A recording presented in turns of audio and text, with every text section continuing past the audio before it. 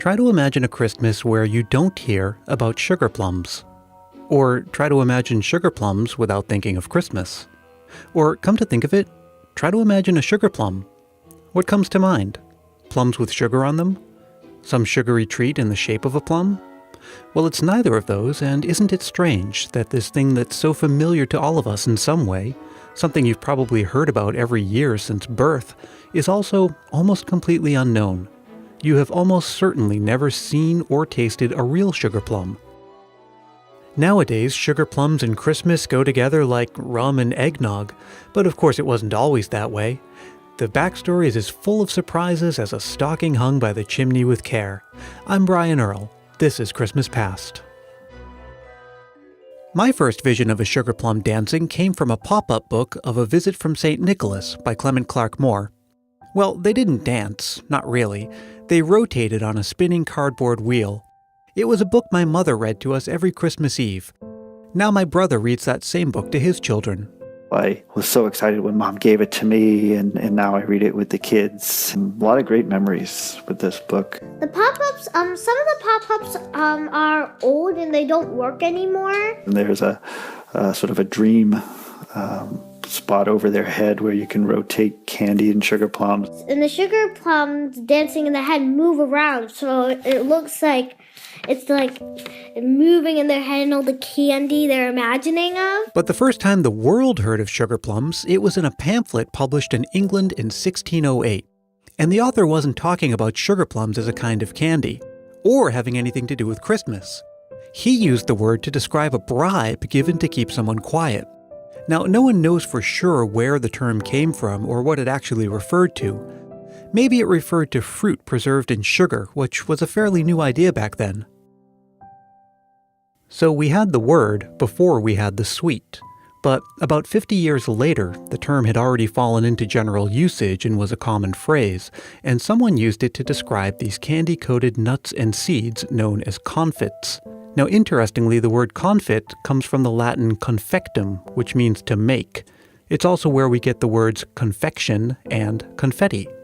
Confits were usually caraway seeds or fennel or cardamom pods, and typically they were sold as remedies for indigestion and bad breath. In fact, you could only get them at apothecaries. And also, you could only get them if you had a lot of money. You see, sugar was really expensive back then, not like it is now where you can buy a bag at the store for $1 or $2. And making them was delicate work, something that only a trained and skilled confectioner could do. Of course, eventually the price of sugar fell dramatically, and new industrial processes were invented that allowed for sugar plums to be produced in large quantities. So that meant more sugar plums on the market and more people who could afford them. And it wasn't long before people noticed that in addition to being a useful remedy, these things just tasted good. So eventually they moved from the apothecary to the confectioner's counter, and confectioners would sell them in cones and would color them red and yellow and green.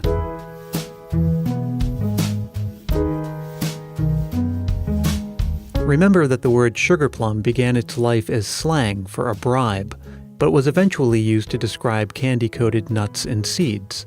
Well, that word is about to undergo another phase in its evolution. Sooner or later, people began using sugar plum to describe anything sweet, whether literally or figuratively. And sometimes it was even just shortened to plum. That explains why to this day we describe a cushy job as a plum position, or why plum pudding doesn't actually contain plums. It also explains why Tchaikovsky made the sugar plum fairy the ruler of the land of sweets in the Nutcracker. So as those children were nestled all snug in their beds, those visions dancing through their heads could have been actual sugar plums, but it also could have been a metaphor for sweet dreams in general. I guess we'll never know for sure. But what we can say for sure is that Christmas and sugar plums are connected the way that they are, specifically because they were mentioned in A Visit from St. Nicholas and the Nutcracker. Both were written in the 1800s, when the word sugar plum was at the peak of its popularity. Sugar plums have been revamped for the modern age, and if you Google around, you'll find no shortage of recipes. Most of them are variations on the same basic idea, where you take some kind of dried fruit and some nuts, along with some spices and sweetener, put it into a food processor until it forms a thick and sticky paste, and then you roll it into small balls and dust it with sugar.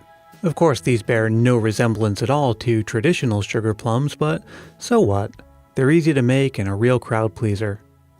I'll post a link to some of those recipes at christmaspastpodcast.com, so check them out and give them a try, and maybe they'll become a new annual tradition. Annual traditions in general, and Christmas traditions in particular, are unique in that we don't seem to get tired of the repetition. There aren't that many movies that I could watch year after year without getting bored eventually, except if it happens to be a Christmas movie. There's something about that repetition that conjures up nostalgic feelings and warm memories of Christmas past. And that's why watching those Christmas movies and TV specials year after year has become a cherished tradition for so many of us, like my friend Amy in Massachusetts. This is Amy from Brockton, Massachusetts. And one of my favorite memories growing up is watching all of the Christmas specials on TV. My mom always loved watching the classics like Charlie Brown and Rudolph and Frosty. And back then we also had Garfield and Mickey's Christmas Carol that would be on TV. And even as an adult, I continue that tradition. I love watching those, and my mom will even call me and tell me, oh, tonight Charlie Brown is on, tonight Rudolph is on, and I make sure to watch them on TV. It's something special to see them live on TV still instead of watching them on a DVD. And I hope to pass that tradition on to my 1-year-old as he gets older. Now, you may have noticed that Amy has a very soothing voice, and that's because Amy is a librarian who has a very cute baby, and I hope to be able to see them when I'm home in Massachusetts for Christmas. Of course, Amy's not the only one who loves those specials year after year, and so for the first time this season, I have 2 related Christmas memories to share. Chris and Sean host a podcast called Childhood Remastered, where they take a look at the cartoons of their youth to see if they're still worth anything. Let's hear them recall some of their favorite Christmas movies. This is Sean. And Chris. So my favorite Christmas movie from my youth probably has to be Mickey's Christmas Carol. It's a movie that came out in 1983, animated movie. It's about 30 minutes long, and it takes the classic Dickens story of A Christmas Carol, and it uses Mickey Mouse and Donald Duck, Ebenezer Scrooge, and everybody to tell that story. We watched it every year. It's sad and exciting and really gets the point of the entire book across, the whole theme in a good way, and in a way that like children can understand it. It's something that we watched all the time, even when it wasn't Christmas.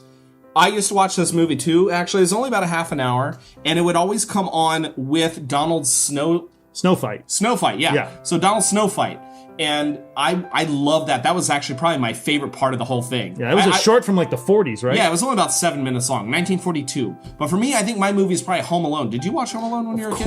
Of course I watched Home Alone. Everybody wanted to be Kevin McAllister. Yeah, you and I were about the same age when it came out as Macaulay Culkin, and the idea of fending off your house from these bad guys, I think, was really something that was inspiring for a little kid to think that they were it's very self-empowering for a 9, 10-year-old. Probably caused a lot of home injuries with kids trying to reenact things and injuring their parents or siblings. Oh, yeah. Well, and my favorite part of the whole movie is where he tricks the pizza guy into leaving the pizza, and he got to keep his money by tricking him and listening to that movie. And with the gangster fight and the firecrackers. And the firecrackers in the pan. That's my favorite part of that movie. It still is. I'm in my 30s. I still watch a movie regularly. Yeah, those are great. Well, I hope you've enjoyed our picks for our favorite Christmas movie. Again, if you want to hear anything else that we like to talk about, we talk about cartoons and shows of our youth. You can tune into us on iTunes or wherever you get your podcasts. We're at childhoodremastered.com. Check us out. You know, I can't tell you how much I've enjoyed hearing all of these Christmas memories throughout the season. And I'd like to thank everyone who took the time to record something and send it to christmaspastpodcast@gmail.com. I think it really added something special to the show, and of course I couldn't have done that without you. That was the last full-length episode of the 2016 season, but there's plenty of Christmas spirit left to come. Be on the lookout for 2 mini-episodes that'll come out on Christmas Eve and Christmas Day. Until then, let me tell you that Christmas Past is produced in sunny San Mateo, California by yours truly, Brian Earl. I'm on Facebook, Twitter, and Instagram sharing vintage Christmas stuff and Christmas trivia. Search for Christmas Past Podcast in all 3 places and you'll find me. And you'll find show notes for this episode and every other episode too at christmaspastpodcast.com. Thanks very much to my brother Richard and my niece Emma. Thanks also to Amy, Chris, and Sean. And as always, thank you for listening. I hope to see you next time.